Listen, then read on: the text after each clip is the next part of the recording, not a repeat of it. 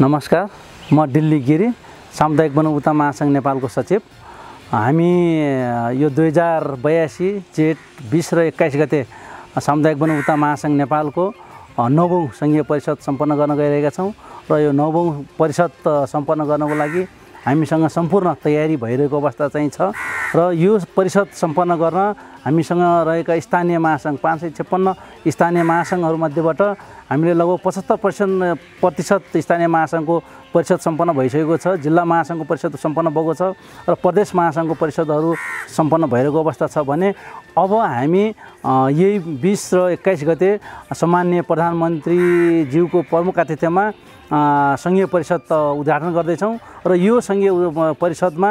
देशभरि रहेका 23,000 भन्दा बढी सामुदायिक वनको प्रतिनिधिमूलक छात्र सङ्गठन भएको हुँदाखेरि यो परिषद सम्पन्न गर्न सबैको सहभागिता सक्रिय सहभागिताको लागि म अनुरोध पनि गर्दछु।